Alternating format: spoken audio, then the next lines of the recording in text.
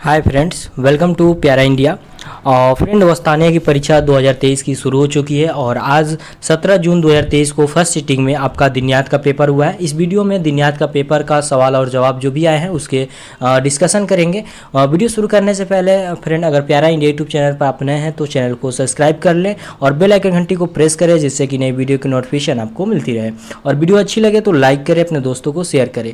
और एक बात बता दें, आप लोग मुझे बहुत ही ज़्यादा परेशान कर रहे हैं। हम आप लोग को नंबर दिए थे कि आप लोग इस नंबर पे व्हाट्सअप कीजिएगा, जो भी आपका क्वेश्चन पेपर होगा उसको सेंड कर दीजिएगा, हम उसका सवाल और जवाब वीडियो के माध्यम से बता देंगे। मगर बहुत से बच्चे ऐसे हैं जो कि बिना वजह के कॉल कर रहे हैं, ठीक है, और वो भी सुबह 6 बजे से मेरे फ़ोन पे कॉल आ रहे हैं। हम परेशान हो चुके हैं और हर 2 मिनट 3 मिनट 5 मिनट पे कॉल आ रहे हैं नए नए नंबर से, जिसके वजह से मुझको फ़ोन भी ऑफ करना पड़ रहा है। तो आप लोग कृपया मुझे परेशान नहीं करें। आप लोग से गुजारिश है कि आप लोग मुझे परेशान नहीं करें कॉल करके। आप लोग जो भी दिक्कतें हैं आप यूट्यूब पर कमेंट कर सकते हैं, या टेलीग्राम या इंस्टाग्राम का लिंक आपको डिस्क्रिप्शन बॉक्स में मिल जाएगा, वहाँ पे मैसेज कर सकते हैं। कॉल कीजिएगा तो मेरे पास इतना समय नहीं है कि आप लोगों को कॉल रिसीव करके हर किसी का जवाब देते रहे। तो इसलिए कृपया कॉल नहीं करें, अन्यथा हमको पूरे अननोन नंबर को ब्लॉक करना होगा। मेरे फ़ोन पर किसी का नंबर ही नहीं, फ़ोन ही नहीं आएगा। इसलिए इस परेशानी को आप लोग नहीं कीजिए, हमको परेशान नहीं कीजिए और ख़ुद परेशान नहीं होइए। तो आप लोग को बस इतना ही कहना था कि आप लोग कृपया कॉल नहीं करें, ठीक है। और इस पेपर में आप लोग एक बात और बच्चे बता दें कि जो बच्चे थे परेशान थे कि उनको कुछ नहीं पढ़े हैं, कैसे आंसर लिखेंगे। तो हम आपको पहले भी बताया था कि आपका जो सेंटर बनाया गया है वो कहाँ बनाया गया, आपके होम डिस्ट्रिक्ट में ही बनाया गया, यानी कि जो आपका मदरसा था वहीं पे बनाया गया था, या उसके अगल बगल के मदरसे में आपका सेंटर बनाया गया, जिससे कि आपको कोई परेशानी नहीं होगी। कोई भी मदरसा वाले नहीं चाहेंगे कि आपके बच्चे जो फेल हो, तो इसलिए आपको मदद करेंगे परीक्षा पास करने के लिए, और आपका मदद करेंगे जिससे आपको आंसर सही से लिख सके। और वैसे तो क्वेश्चन जो है बहुत ही आसान आए हुए हैं, ठीक है। अगर आप कुछ भी नहीं जानते हैं फिर भी आप पास होने के लायक लिख सकते हैं। जैसे कि 40 नंबर का आपका एडजेक्टिव सवाल पूछे गए थे, यानी कि एक सवाल था, उसमें 4 ऑप्शन थे, उसमें से एक ऑप्शन सही था, आपको वो चूज करना था। तो 10 सवाल था, 10 पर 20 सवाल थे और 40 नंबर मिलने वाला था, ठीक है। यानी एक सवाल सही करने पर आपको 2 नंबर दिया जा रहा था।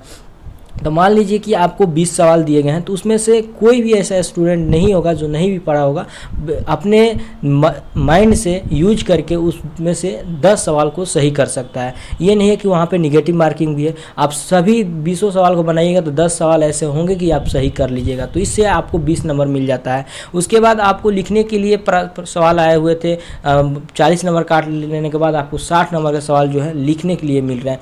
तो अगर आप कुछ भी लिखिएगा सारे सवाल में, तो आपको 60 में से 30 नंबर तो ज़रूर मिल जाएंगे। इस प्रकार 30 और 20 नंबर मिलाकर 50 नंबर हो जाते हैं, जो कि आपको पास होने के लिए बहुत ही ज़्यादा नंबर है। आपको पास होने के लिए मिनिमम 33 नंबर होता है। 100 नंबर में 33 नंबर अगर लाते हैं तो आप पास हो सकते हैं। यहाँ पे तो आपको कुछ भी नहीं आता है, फिर भी आप लिख कर सिर्फ आ जाते हैं, जो कि 60 नंबर के सवाल थे, तो उसमें 30 नंबर मिल जाएंगे। और आपको एडजेक्टिव अगर सही भी कीजिएगा तो 10 सवाल ऐसे हैं कि सही जरूर हो जाएंगे और 20 नंबर हो गया, तो 50 नंबर आपको मिल गए, आसानी से पास हो सकते हैं। इसलिए आप लोग घबराइए नहीं, आराम से एग्ज़ाम दीजिए। और किसी तरह के आपको दिक्कतें आ रही हैं तो आप कमेंट करके पूछ सकते हैं, नहीं तो मैसेज कीजिए, ठीक है, कॉल नहीं कीजिए।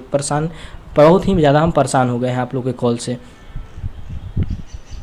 तानिया का, ठीक है, 100 नंबर का यहाँ पे तो सवाल थे। यहाँ पे कुछ हिदायत दिए हुए थे, सबसे पहले इसको आपको पढ़ने होते थे। तो हिदायत में दिया गया था जो सवाल 1 से लेकर जो 1 नंबर सवाल है, इसमें 20 सवाल है। देख सकते हैं यहाँ पे सवाल 1 नंबर है, इसमें 1 2 रोमन में करके 20 सवाल दिए गए थे, जो कि 40 नंबर का था, ठीक है। ये एडजेक्टिव टाइप का था। ये देख सकते हैं यहाँ पे कुरान करीम में कुल कितने पारे हैं। तो ये किस स्टूडेंट को नहीं पता है, किसी भी मुसलमान सभी को पता है कि कुरान पाक में 30 पारे हैं। तो इस प्रकार से यहाँ पे देख सकते हैं दाल जो इसका आंसर हो गया, तो दाल आपको सिर्फ बना देना था। तो इस प्रकार से सवाल आपको 20 सवाल पूछे गए थे, तो ये हो गए 40 नंबर के। तो सभी सवाल आपको बनाने थे, यहाँ पे देख सकते हैं सभी सवाल बनाने होते। उसके बाद सवाल नंबर 2 से लेकर 6 तक जो थे वो आपको 6 नंबर के थे, ठीक है। यानी एक सवाल 6 नंबर का था। तो यहाँ से 2 से 6 तक सवाल जो पे 6 नंबर के थे। फिर आपको 7 नंबर से लेकर 9 नंबर तक जो सवाल थे 3 सवाल, वो कितने नंबर के थे, 10 नंबर के थे। तो इस प्रकार से आपको टोटल नंबर बताया गया, सारा क्वेश्चन आपको लिखना था। अब देख लेते हैं एडजेक्टिव सवालों का आंसर आप कौन कौन से बनाए हैं। और यहाँ पे देखिए हम एक मदरसा से बिलोंग नहीं करते हैं, ठीक है, मदरसा से पढ़े हुए हैं, सिर्फ मदरसा में पढ़े नहीं है, मगर उस्तानिया फ़ुकानिया और मौलवी की परीक्षा दी है। तो कुछ मुझे जानकारी है, जो जानकारी है उसके अनुसार हम आंसर बताएंगे। हो सकता है कुछ आंसर गलत भी हो जाए, तो उसका सुधार आप लोग कर सकते हैं, आप कमेंट करके बता सकते हैं हमको, ठीक है।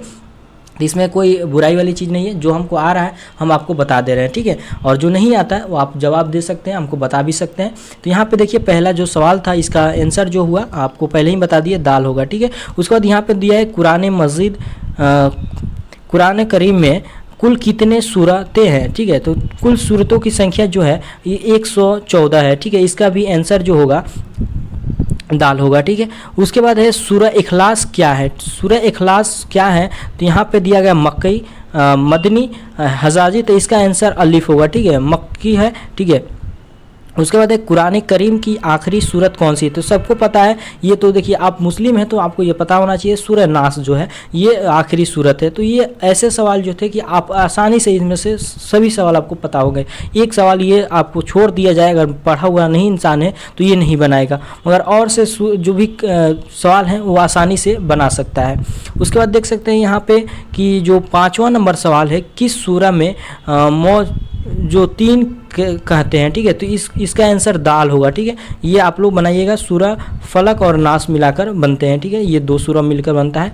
और उसके बाद ये सूरह कौशर में कुल कितने आयतें हैं, ठीक है। इसका जो जवाब होगा छठा का वो होगा 3, ठीक है, इसका 3 होगा, ब आंसर हो जाएगा। उसके बाद यहाँ पे देख सकते हैं जो 7वां क्वेश्चन है, अबू लहब हजूर करीम सल्लल्लाहु अलैहि वसल्लम के कौन थे, तो अबू लहब जो थे इनके चचा थे, ठीक है।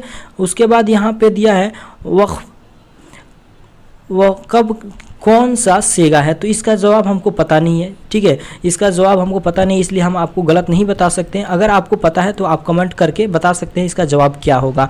उसके बाद यहाँ पे फलकू के माने क्या होते हैं, तो इसका माने मेरे अनुसार सुबह होगा। अगर इसमें कोई मिस्टेक है तो आप इसका भी जवाब जो है कमेंट में बता सकते हैं। उसके बाद दिया है सूरह फलक में फ़तह से क्या मुराद है, तब यहाँ पे सूरह फतह में फ़तह का मुराद मेरे अनुसार जो होगा फ़तह मक्का होगा, मगर आपका जवाब क्या है आप लोग ज़रूर बताएंगे, इसमें भी हमको डाउट है, ठीक है। पूरा कंफर्म इसका आंसर हम सही नहीं बता सकते, हम जो भी हमको डाउट है आपको पहले ही बता दे रहे हैं।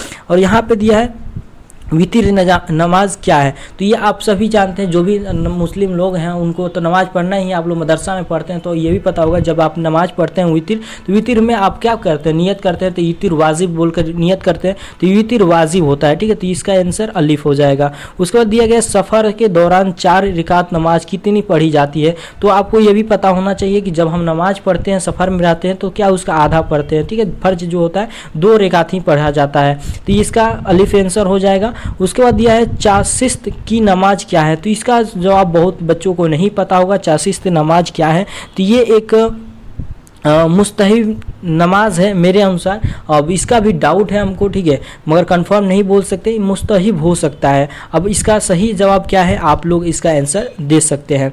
उसके बाद दिया गया ईसा की नमाज फ़र्ज कितनी रकात होती है, तो ईसा की नमाज में 4 रकात फ़र्ज नमाज पढ़ी जाती है, तो इसका अलिफ हो जाएगा।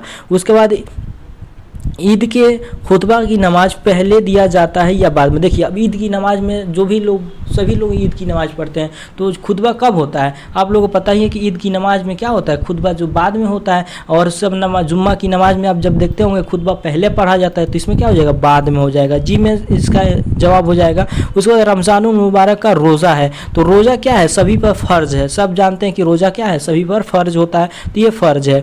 उसके बाद दिया है उम्रा के कितने अरकान होते हैं, तो उम्रा के 5 अरकान होते हैं, इसका जवाब जो हो जाएगा यहाँ पे देख सकते हैं जीम हो जाएगा, उम्रा के 5 अरकान होते हैं। तो इस प्रकार से अपना आंसर भी मिलाते चलिएगा, और जो भी हम गलत बता रहे हैं तो उसको भी बता दीजिएगा कि इसका आंसर ये आप गलत बताएं, इसका आंसर ये होगा। उसके बाद यहाँ पर दिया गया कुल मिकात कितने हैं, तो कुल मिकात जो है 5 हैं, ठीक है, मेरे अनुसार जो पता है हमको कुल मिकात 5 हैं, ठीक है।